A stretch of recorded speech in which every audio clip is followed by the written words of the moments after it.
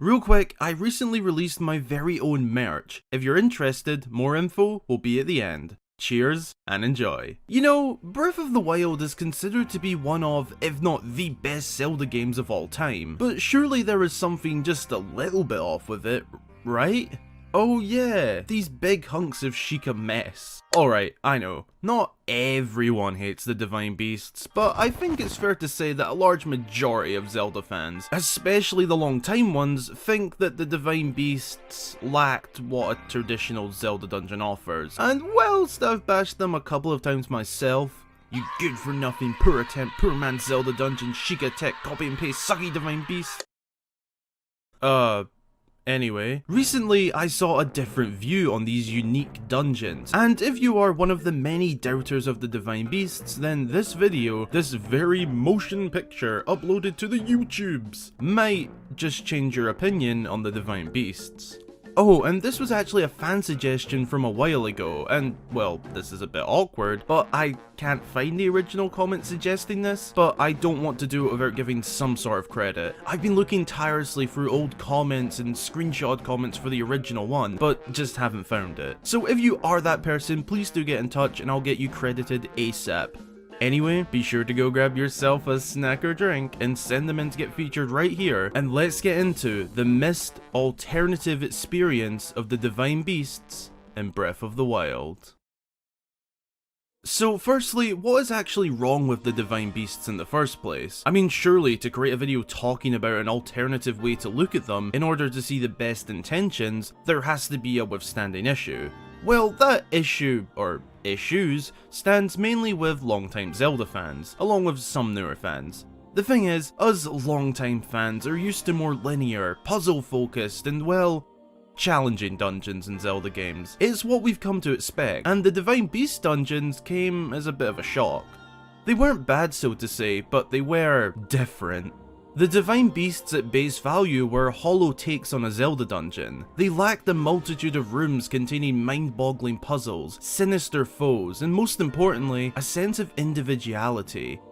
A theme, location, or literally anything to set it apart from the other dungeons. The best example of this would be the classic 3 starter dungeons: Forest, Fire, and Water. Each is based on a different element, which creates a whole dynamic for each dungeon and offers different ideas for each. The Divine Beasts, however, all looked identical on the inside. The same hollow shell, the same Sheikah stone walls, the same everything really. Hell, even the bosses look the same. Sure, they function differently, but they are pretty much just carbon copies of each other. That is essentially the issue most people have with the Divine Beast dungeons, and honestly, I agree. That was until I heard about this alternative view.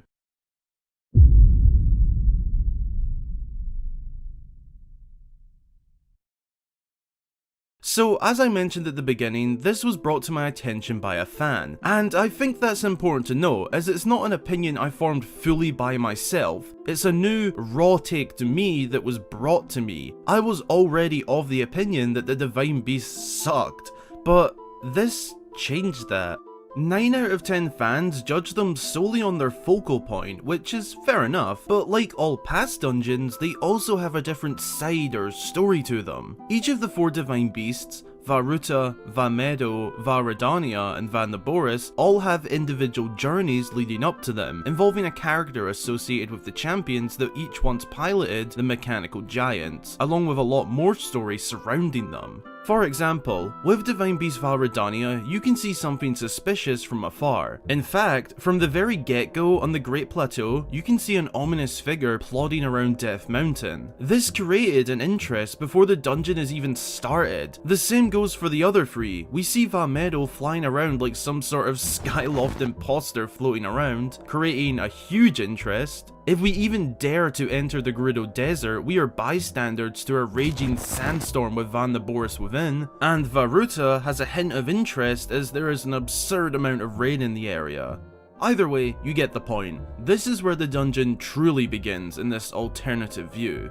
To avoid confusion, I will continue the examples with Divine Beast Vah Rudania, just to make things more simple. In this alternative view, I see 4 key points, and we will get to them all, but starting off with point 1, the introduction.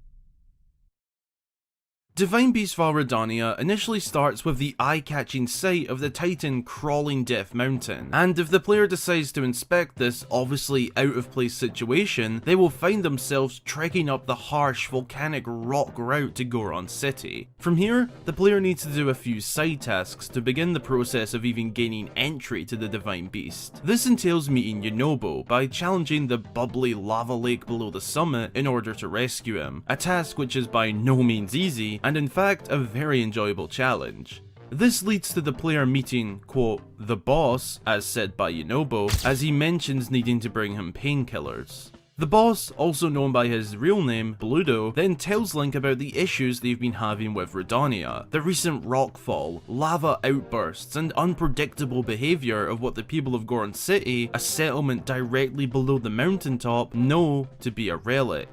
This is enough to bring Link to want to enter the Divine Beast and figure out what's going on. This leads us to point 2, the journey.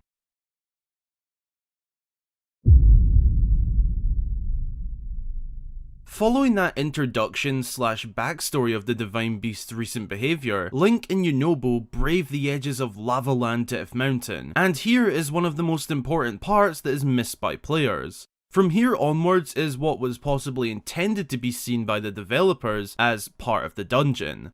I'll explain why in a bit, but go with it for now. Knocking down the Bridge of Eldin in epic fashion, braving the climb to the peak of Death Mountain in literally unmeasurable heat to settle Redania in order to climb inside. Link and Yunobo chase Redania through the rocky conditions whilst having Guardian Watchers stalk them, volcanic projectiles paced towards them, all whilst trying to blast Redania enough to slow it down. You cannot tell me this part of the experience isn't fun, badass, adventurous, and action-packed. If this was inside the beast itself, you'd all be loving it. Let's face it, I know I would. This should be considered part of the dungeon experience. Sure, it's not directly within the Divine Beast, but remember, these are an all new kind of dungeon. Breath of the Wild is literally the Zelda game of breaking tradition. Voice acting, open world traversal, weapon breaking, and this, a new experience of dungeons. Following this, we get our well-produced cutscene of Redania slowing down and finally giving in after a grueling battle of endurance and strength, allowing Link to enter the machine and investigate. This is where part 3 begins, the dungeon.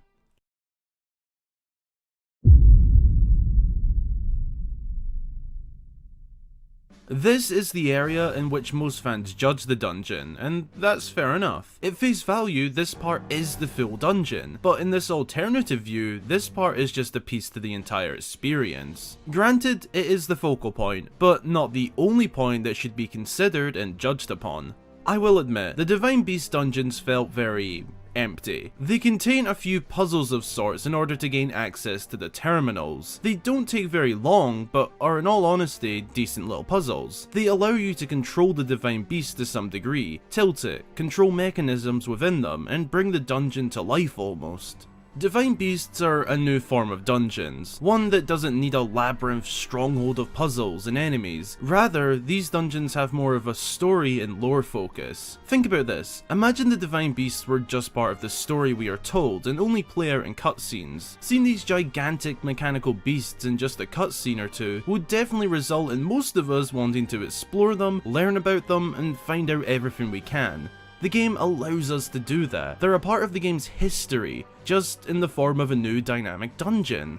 Trust me, if we only saw the Divine Beasts in scenes, we would all be dying to explore them. It's all a matter of perspective. And I didn't even mention the bosses. They each have a boss, very similar looking bosses, but still a boss. I can't deny it though, the Blight Ganons weren't too creative. The idea is great, Calamity Ganon's malice-sourced delinquents, but in terms of the player's experience, they all look the same. With exception to Thunder Blight Ganon, who is one hell of a challenge, especially on Master Mode. That whole part, from entry of the Divine Beast to boss battle, is one of 4 parts, but what is the 4th part of this unseen alternative experience? The Story and Lore bonus.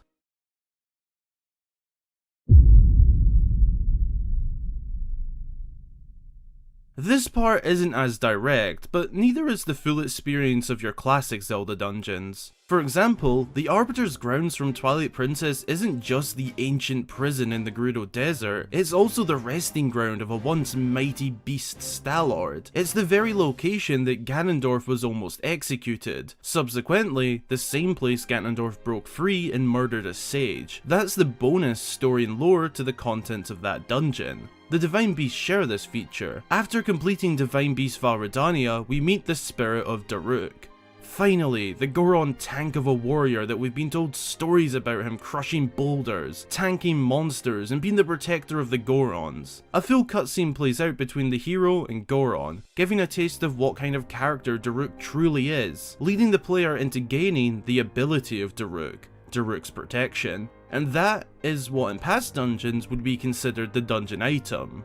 Instead of getting it halfway through the dungeon like in past games and using it to tackle that dungeon's boss, we need to defeat the boss first in order to earn an item in Breath of the Wild. Something that I think often gets seen as cheap or boring, but isn't at all. It's just different. I think a lot of the hate towards this new form of dungeons is just the shock of such a drastic change. This happens when things change drastically, but I could totally see in 10-15 years looking back at Breath of the Wild that this new idea for dungeons will be seen as creative, adventurous, and smart. And that is essentially the alternative view of the Divine Beasts. But to give a better idea of why I'm making this video, let's visualize on screen the comparison of the alternative view compared to what most players judge these dungeons on. The majority view is just the Divine Beast itself, solely just the beast. A few small puzzles, controlling the giant, and the boss. The alternative view, on the other hand, is the initial interest point and introduction, travelling far and wide to figure out what's going on. The journey, to gain entry working alongside a character to brave your way inside. The dungeon itself, and then the story and lore bonus content, giving us a better picture of the one who once piloted the machine and their unique personality. Looking at that alternative view as the dungeon experience, I honestly think that the Divine Beasts were good. I've bashed them plenty in the past, but after reconsidering with this alternative view, I can say I actually enjoyed the Divine Beast experience. But what about you? Has this changed your mind? Seen the full intended dungeon experience? Leave a comment below if it has or hasn't, and let me know what you think. I look forward to replying and discussing this with you guys.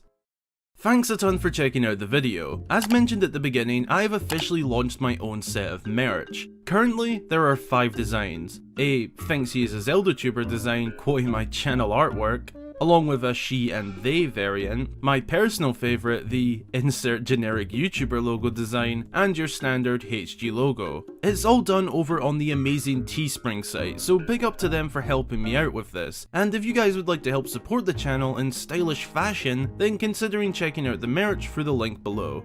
Huge thanks to all of my channel supporters across both YouTube and Patreon. Your guys' continued generous support is very much appreciated and really helps me to make these videos week in, week out. If you'd like to join them and get your name featured at the end of all of my videos, a shout out upon joining and more, then consider supporting either here on YouTube or on Patreon. Again, thanks for watching, and until the next time, I've been Hyrule Gamer.